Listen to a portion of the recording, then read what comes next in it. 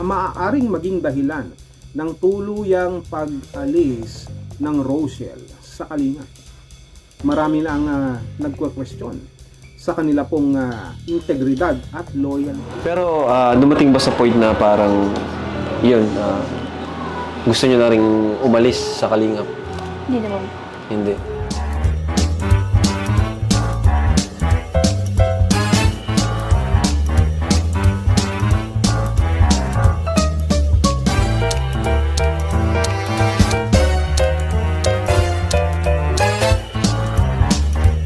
Ano ang pakiramdam ng ang Rochelle o ikaw Insan Roel at Rachel, yung parang naiipit kayo between two communities, ang Kalingap at ang Rochelle fans. Kasi di natin maiwasan na may kanya-kanyang supporters, may kanya-kanyang mga fanatics, no? At minsan nag-aaway-away. Hanggang sa kayong dalawa yung naiipit sa gitna. Siyempre, ang hirap nun, di ba? Sobrang hirap. Sobrang hirap po.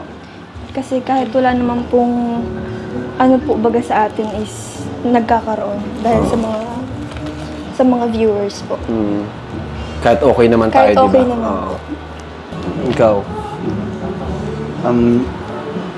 Siyempre, Lalo ka na insan. Si insan talaga, naipit talaga eh. No? Mahirap yun.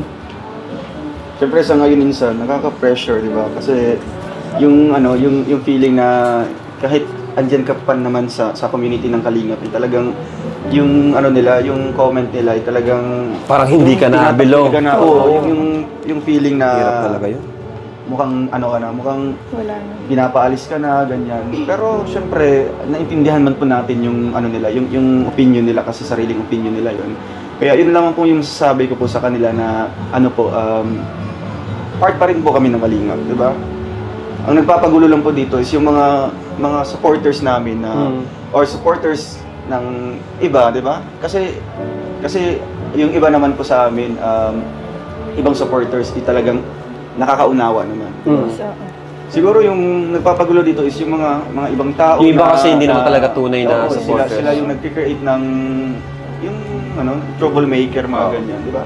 Mukhang tinitest tayo kung hanggang saan yung pasensya namin, hanggang saan lang yung namin, parang, di ba? parang nangyayari, parang pinuprovoke kayo. Yun na nga. Tinitrigger kayo. Tinitrigger kami kung papatol ba kami or Pero sa i-give kabila up ba ng mga namin? issue, bakit mas pinili nyong mas tahimik? Yun Kasi nga, lalo ka na insan, mas kilala ka sa pagiging tahimik na hindi ka nakikisaw-saw sa mga issues. Bakit mas pinili mong ganun? sa akin minsan yung pinaghahawakan ko talaga, yung less talk, less mistakes. Less talk, less At mistakes. syempre, one word is enough for a wise man. Diba? Ayun. Magsalita lang po ako, once lang po. Once lang. Magpaliwanag lang ako, So, okay isang na. beses lang. Pag hindi talaga maunawaan, nasa sige kanila pa. yung problema. Diba? Kasi sobrang hirap po talaga ng ganong sitwasyon nila Rachel and Roel na part naman po sila ng Team Kalingap pero pilit na parang sila ay hinihiwalay, ano? Kasi di man natin masisi, talagang may community na talaga ang Rochelle, no? Pero pasalamat nga po tayo kasi si Insan Roel is humble, no? At hindi siya nagpapasakop sa Team Kalingap. Kahit anong pangbabash sa kanya, ano pa rin talaga siya. Hindi ako alis dito, Kalingap pa rin ako. Kasi kung iba yon, matagal nang umalis, matagal nang kinalaban si Kuya Bal. Rachel, nahihirapan ka ba doon sa ganung part? Na naiipit kayo? Anong ginagawa mo? opo. Sobrang nahirapan. Anong ginagawa mo? Paano mo kinakausap ang iyong pamilya? Ganun. Sabi ko, hayaan na lang. Hayaan na lang. Hayaan na lang. Pero, hindi nila kayang manahimik. Manahimik. Siyempre po, Pag nababash kayo, ganun. tao rin naman po. Nasasaktan rin naman po. Pero dumating ba sa point na parang yun, gusto nyo na rin umalis sa Kalingap? Hindi naman po. Hindi. Hi. Siguro naman mga Kalingap, mga ka-Adonis, naliwanagan tayo kahit papaano dun sa kasagutan ni Ruel at ni Rachel patungkol sa mga issue na nangyayari sa mga nakalipas na araw. Hindi lang pala araw, mga buwan. Dahil kapag pinag-uusapan ng Rochelle, talaga namang napaka-controversial. Dito na lang sa mga nakalipas na araw na mga linggo, halos hindi magkamayaw ang mga reactors, ang mga marites, ang mga osisero at osisera sa sagutan sa pagitan nila Daddy Donat, nila Tatay Raysan at ng mga kalingap. Nakikita nung iba na parabagang tila bagay magkakaproblema na talaga na maaaring maging dahilan ng tuluyang pag-alis ng Rochelle sa kalingap. Marami na ang nagko-question sa kanila pong integridad at loyalty. Dahil sila Daddy Donat hindi nakalingap, si Tatay Raysan sabi niya hindi siya kalingap, at dito nga napag-usapan natin na naiipit ngayon itong si Rachel at si Ruel, ang Rochelle. Dito sa panayam nila kay Kalinga Prab, nasagot na nila ang mga katanungan mo at katanungan ko kung sila ba ay apektado o hindi, sapagkat kadalasan hindi natin sila nadidilig na sumagot. At ang dahilan na sinasabi ni Insan Ruel ay less talk, less mistake. One word for a wise man is a one word, no? Nakita ko kasi yung sinabi niya. Pero tama naman yung sinabi niya, less talk, less mistake. Pero hindi ibig sabihin nun ay hindi sila apektado. Actually, kita nyo naman, sinabi ni Rachel na kinausap niya pa yung kanyang pamilya para hindi na lang pansinin ang mga issue, para hindi na magka-problema. Sapagkat ika nga, sabi nga ng Rochelle, wala naman talagang problema sa pagitan ng Rochelle at ng Kalingap, kung hindi ang nagiging problema lamang yung mga viewers na nagbibigay ng mga komento na hindi naman dapat pa kinukomento, at kadalasan ito po ay mga imbento lamang. Kaya ang nangyayari, no, imbis na maging one Kalingap, nagiging kagatan sa Kalingap. Ganun ang nangyayari. Nakakalungkot, di ba? Na hanggang titulo na lang ba tayo na one Kalingap? Ngayon, pagdating sa usapin ng kailangan na ba talagang humiwalay ang Rochelle sa Kalingap, kagaya nga ng katanungan ni Kalinga Prab na sabi niya, pumasok daw ba sa isipan ng Rochelle na humiwalay na sa Kalingap o umalis na sa Kalingap? Ang sabi ni Rachel, hindi raw. Direktang kasagutan yan. Ngayon, siguro dahil sa mga nakapanood nito ay may mga talaga namang masasabi natin ng mga tao na ang kanilang kasiyahan ay ang pagkakagulo, no? Na mas masaya sila na nagkakaroon ng hidwaan ng division. Kaya medyo siguro yung iba dyan nalungkot sa kasagutan ni Rachel, sapagkat gusto na nila talagang mahiwalay ang Rochelle sa Kalingap. Marami kasing sulsul dyan, no? Maraming bumubulong-bulong na mga demonyito at demonyita na nagsasabi na humiwalay na kayo sa Kalingap. Malaki na ang community nyo. Lagi na lang kayong nakikita dyan, nababash na lang kayo, lagi kayong pinupuna. Ang daming rules, no? Kaya nyo na yan. Kami na ang bahala sa inyo.